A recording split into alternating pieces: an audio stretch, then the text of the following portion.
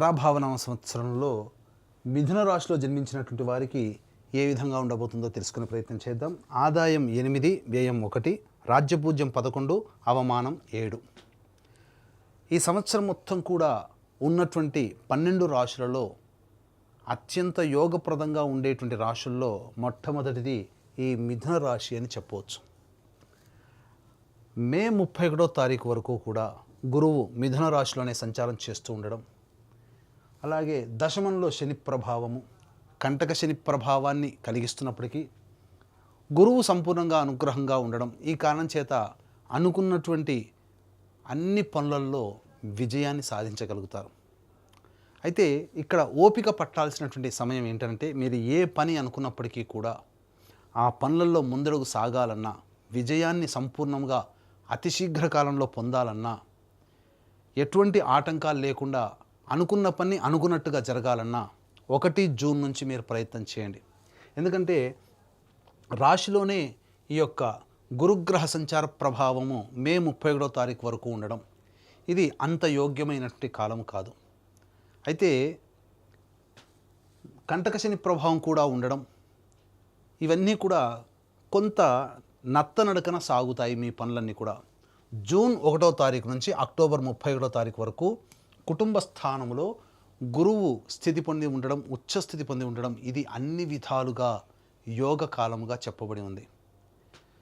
ప్రతి పనులలో విజయాన్ని సాధించడం అనేది జరుగుతుంది. అలాగే అక్టోబర్ 31వ తారీఖు నుంచి జనవరి 24వ తారీఖు వరకు సింహరాశిలో ఉండడం, ఇది కొంత గడ్డు కాలముగా చెప్పబడి ఉంది. అంటే తెలిసిన వారి వల్ల తొందరగా మోసపోవడం కానీ, ఇతరుల సహాయ సహకారాలు సరిగ్గా అనుకున్న విధంగా లభించకపోవడం వల్ల కానీ కొన్ని ఇబ్బందికర పరిస్థితులు అనేటువంటివి పొందుతారు.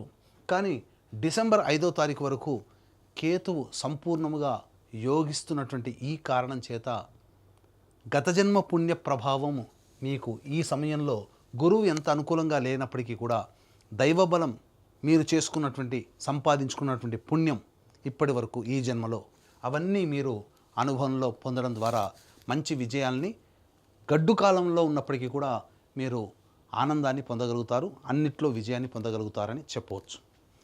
ఇక ఈ మిథున రాశిలో జన్మించినటువంటి వారికి ప్రధానంగా నవమ స్థానంలో రాహువు డిసెంబర్ 5వ తారీఖు వరకు సంచారం చేస్తూ ఉండడం, ఈ కారణం చేత విదేశీయానం, విదేశీ విద్య అనుకునేటువంటి వాళ్ళు ఎవరైతే ఉన్నారో వాళ్ళకన్నిటికీ కూడా వాళ్ళ సంకల్పం నెరవేరుతుంది. ముఖ్యంగా విదేశాల్లో స్థిరపడేటువంటి వాళ్ళకి పర్మనెంట్గా గ్రీన్ కార్డ్ రావడం కానీ, లేదా మీరు వీసా కోసం ప్రయత్నం చేస్తున్నట్లయితే ఆ విధంగా వీసా కూడా జూన్ 1వ తారీఖు నుంచి అక్టోబర్ 30 వరకు ఉన్నటువంటి కర్కాటక రాశిలో గురు సంచార ప్రభావం అనుకూలంగా ఉండడం, వీసా శాంక్షన్ అవ్వడం అనేటువంటిది జరిగిపోతుంది. అన్ని విధాలుగా ఈ కర్కాటక రాశి వారికి యోగ కాలము అని చెప్పవచ్చు. కాబట్టి ఏ పని అనుకున్నప్పటికీ కూడా మీరు ముందడుగు వేసే ప్రయత్నం చేయడం, ఆత్మవిశ్వాసంతో ముందడుగు వేయడం, తద్వారా అన్ని పనులను చక్కబెట్టుకుంటారు. మీ యొక్క విజయాలలో స్త్రీ ప్రముఖ పాత్ర పోషిస్తుంది. కాబట్టి ఎక్కువగా స్త్రీలని గౌరవించడం,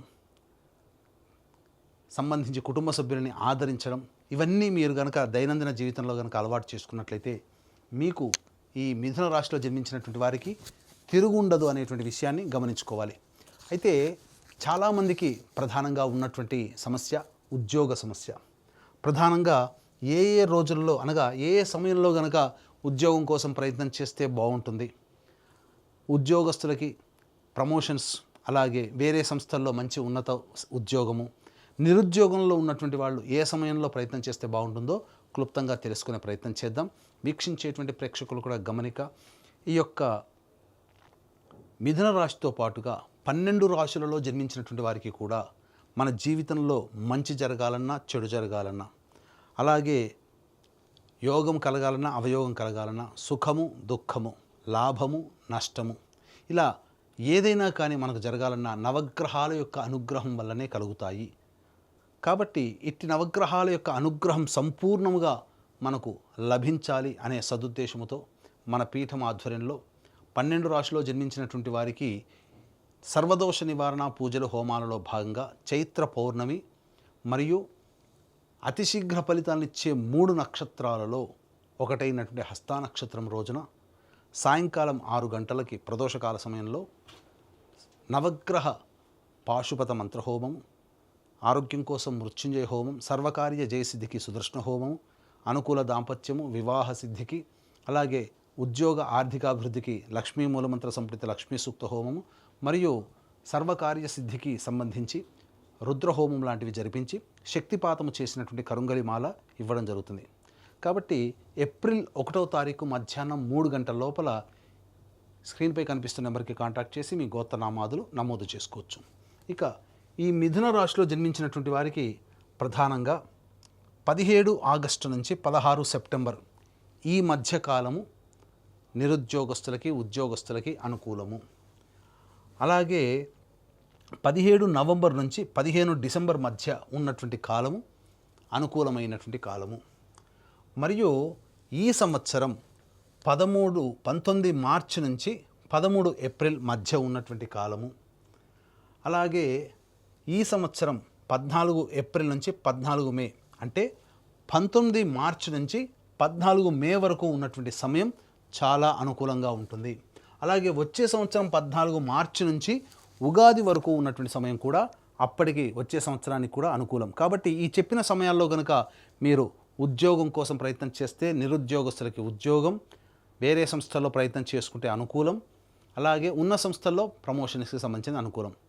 ఈ యొక్క మిథున రాశిలో జన్మించినటువంటి వారికి కేంద్ర రాష్ట్ర ప్రభుత్వ ఉద్యోగులకి కోరుకున్న చోట బదిలీలు, ప్రమోషన్స్ జరగడం, ప్రైవేట్ రంగంలో ఉన్నటువంటి వాళ్ళకి అనుకూల వాతావరణం, అన్ని విధాలుగా సహాయ సహకారాలు ఇతరుల వల్ల పొందడం, చాలా సంతోషకరమైనటువంటి వాతావరణంలో ఈ సంవత్సరం జీవిస్తారు అని చెప్పవచ్చు. అలాగే ఈ మిథున రాశిలో జన్మించినటువంటి వారికి 2 ఏప్రిల్ నుంచి 10 మే వరకు ఉన్నటువంటి ఈ సమయం ఏదైతే ఉంటుందో అది కాస్త ఉద్యోగములో నిలదొక్కుకోవడానికి, ఇతరుల యొక్క సహాయ సహకారాలు పొందడం కోసం మీరు అనుకూలమైనటువంటి ప్రయత్నంలో అనగా అనుకూలమైన వాతావరణంలో మీరు ఉండండి. లౌక్యాన్ని ప్రదర్శిస్తూ సంయమనంతో కనుక ఉన్నట్లయితే ఉద్యోగంలో వచ్చేటువంటి ఇబ్బందులు తొలగిపోతాయి. 11 మే నుంచి 19 జూన్ వరకు ఉన్నటువంటి ఈ సమయం ఏదైతే ఉండదో అన్ని విధాలుగా అనుకూలంగా ఉండేటువంటి సమయం అని చెప్పవచ్చు. 20 జూన్ నుంచి 1 ఆగస్టు వరకు ఉన్నటువంటి కాలం ప్రధానంగా మీ యొక్క సామర్థ్యానికి మించి పనిచేయాల్సినటువంటి పరిస్థితి వస్తుంది. ఖర్చులు అధికంగా ఉంటాయి, నష్టములు ఎక్కువగా ఉంటాయి. అలాగే జీవిత భాగస్వామికి దూరంగా ఉండాల్సినటువంటి పరిస్థితి ఏర్పడబోతుంది. జాగ్రత్తలు పాటించండి.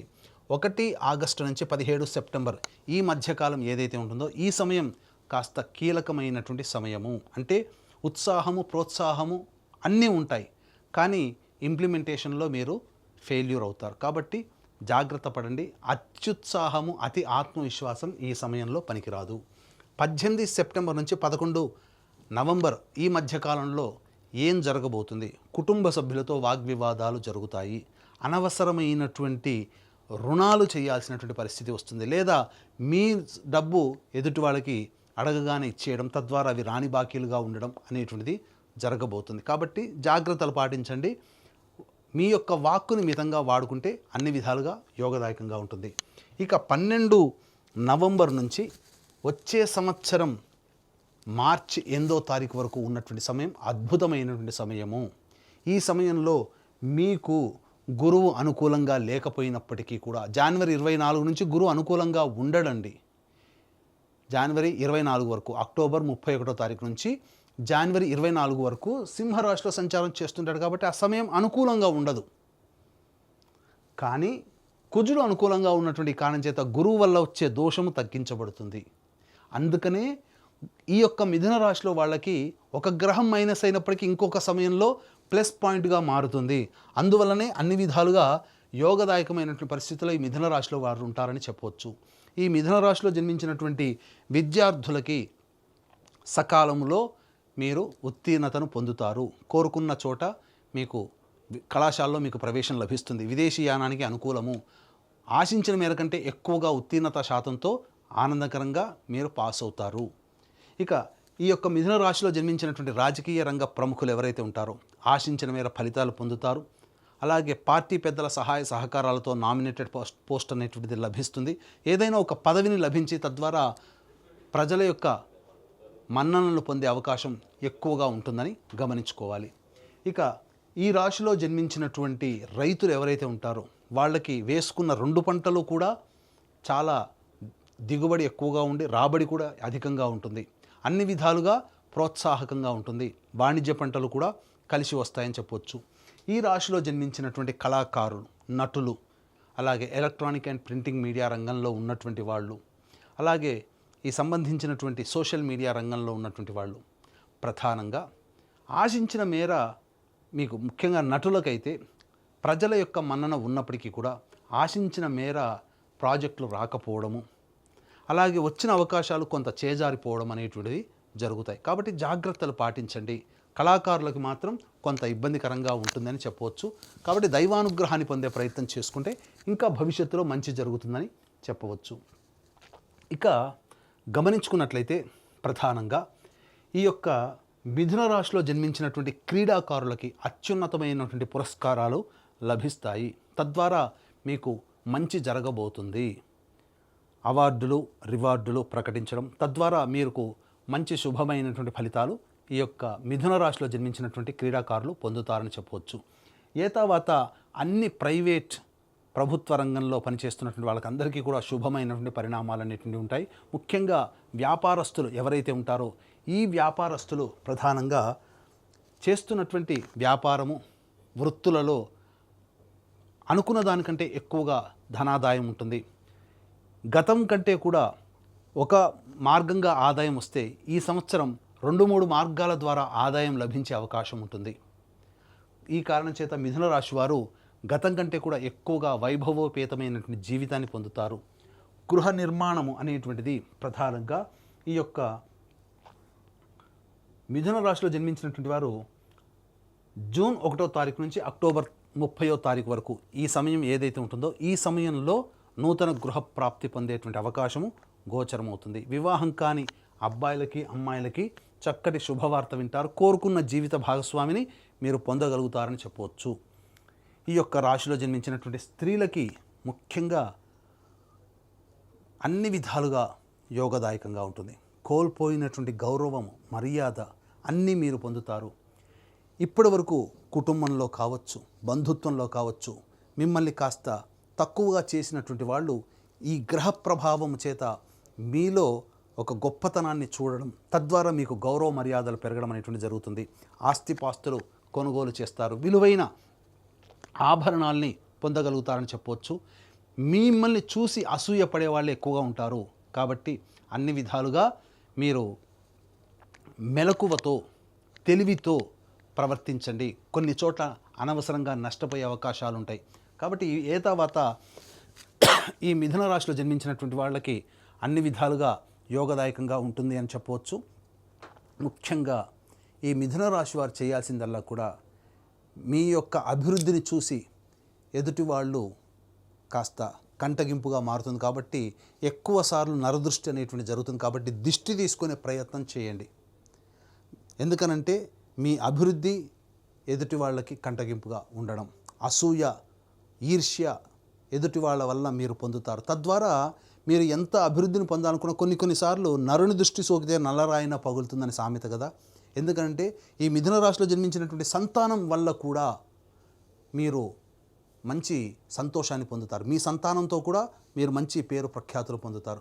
ఎటు చూసినా అన్ని గ్రహాలు కూడాను సంపూర్ణంగా అనుకూలించడం ఈ మిథున రాశి వారికి మంచి జరుగుతుందని చెప్పొచ్చు. అయితే ప్రధానంగా సమస్యలు అనేటువంటి ప్రతి రాశి వాళ్ళకి కూడా ఉంటాయి. సమస్య లేని మానవుడు ఉండడు.